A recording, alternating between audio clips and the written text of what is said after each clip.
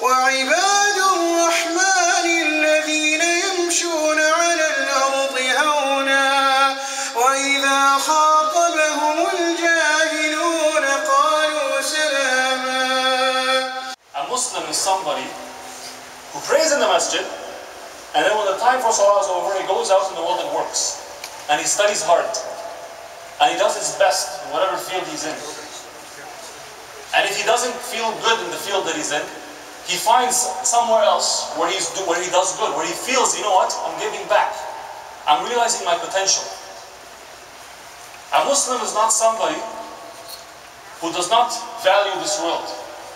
رَبَّنَا آتِنَا فِي الدُّنْيَا حَسَنَةً وَفِي الْآخِرَةِ حَسَنَةً. Ya Allah, our Lord, give us good in this dunya and in the akhirah. Now, evidence-based medicine is actually from the Muslims. The thing that we are all doing right now as physicians is actually from the Islamic science that was brought 507 years ago. It's all based on evidence. It's not from experience, it's not from thoughts of people, it's from evidence. Almost any science that you can think of today, if you go back in the history of the science, you will find Muslims have made amazing contributions. Chemistry. Chemistry comes from the English word alchemy, which in turn comes from the Arabic word al-kimya, by somebody named Jabir ibn Hayyan.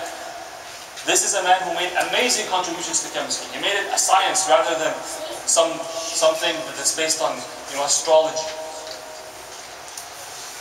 So the question that I asked them is, these Muslims who did amazing things, it's such that everybody in the world respected them. Even the people that didn't like them, they still respected them. They're like, you know what? These people they've done amazing things. They accomplished great things. How did they get to where they were? How did they do it? We have a role as Muslims to bring back the knowledge that we let go 600 years ago. Because we let it go. Through our own problems and our own divisions and our own issues that were happening politically, socially, and historically, it's our obligation now to bring it back. And it's our obligation to bring it back in a way that makes us stronger human beings, but to not lose our Islamic personality. So you go to the masjid, stay in the masjid, seek refuge in Allah, because that's the only way you're going to stay and remain a good Muslim. But at the same time, spend as much time you spend in the masjid, spend as much time as that in the library. Read, learn, do research. We need these things. People naturally respect somebody who gives. They naturally respect somebody who produces. And they naturally disrespect somebody who does nothing but consume, who does nothing but complain. It's on the back. It's always behind everybody else. And you really feel proud that Muslims they are physicians and they have master's degrees and PhDs and they do very high quality research, but it's always in the other countries, in Canada and the US and the UK, but you don't see these high quality articles in Arabian or Muslim countries. So we'll try, inshallah. Listen carefully. If you go up to a person and you tell them, oh, listen brother, this is the Quran, this is this and this, they're not going to listen to you.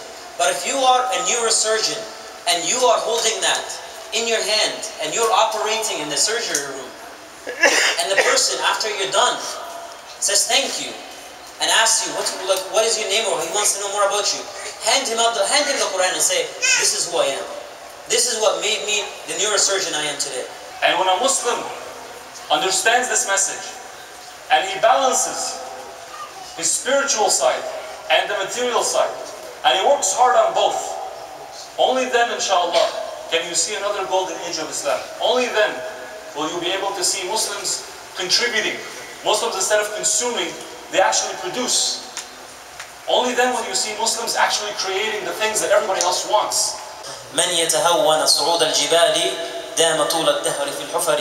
Whoever is afraid of climbing mountains will forever remain in the bottom pits. Whoever is afraid of climbing mountains will forever remain in the bottom pits. So remember that, my dear brothers. And also, لا تحقرن صغيرة إن الجبال من الحصى خف الذنوب صغيرها وكبيرها واصنع كماش فوق أرض الشوك يحذر ما يرى لا تحقرن صغيرة إن الجبال من الحصى.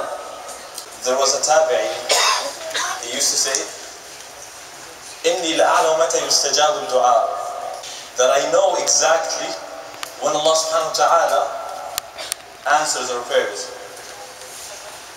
So they asked him when.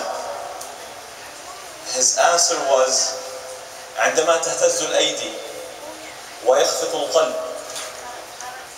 وتدمع الأعين ولا ترى إلا الله. So he said, when your hands start shaking, and when you feel your heart beats, and when your eyes start pouring, and you don't see anyone beside you except Allah subhanahu wa ta'ala, that's when you know exactly that Allah subhanahu wa ta'ala answers your prayers. So we see both sides, and here we make a choice. We're not coming to the masjid because our parents told us. We're not coming to the masjid because all our friends are going to the masjid and we're going just along, tagging along. Most of us here, inshallah, I hope, are here in the masjid to seek the blessings and the bounties of Allah, and not for any other reasons. And that makes us, and with the surrounding environment, makes us better Muslims. Makes us closer to Allah, and Allah will give us a great reward for that. Because we choose to be here, when outside you can see the fitna. And I'm going to leave it at that. Sometimes you don't find that even in our home countries. Because our home countries took Islam, or parts of Islam, as cultural meaning. A lot of people fast, but it doesn't mean anything to them. But here, when people fast and come to the masjid and pray Taraweeh, it means more than if they do it at their own countries. And as Hassan Basri said, كل يوم تطلع عليه الشمس ينادي يا ابن آدم أنا يوم جديد وعلى عملك شهيد فارتقبني فإني لا أعود إلى يوم القيامة. So Hassan Basri, he's one of the tabi'in as well.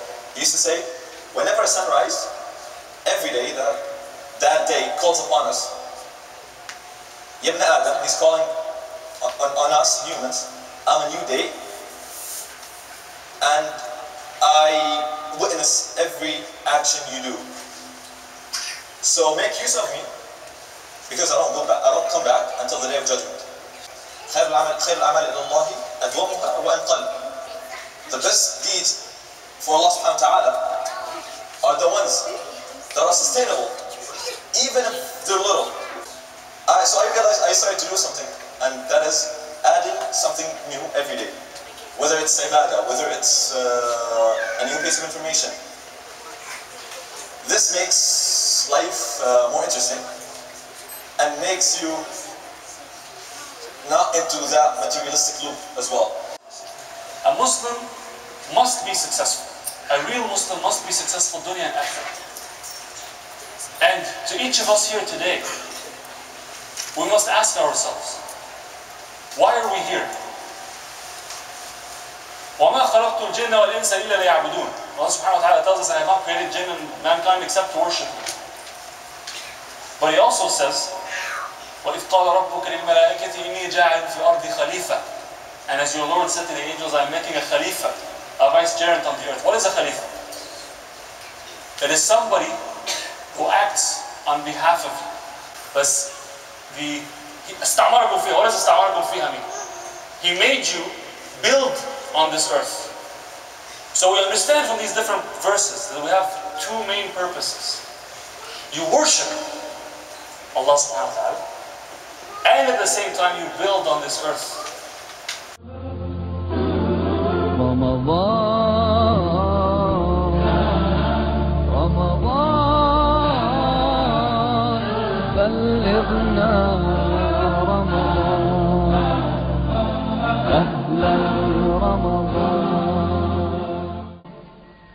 أحلى القوافي والنشيد بمقدم الشهر السعيد النور في الدنيا يزيد والرب تواب شكور أحلى القوافي والنشيد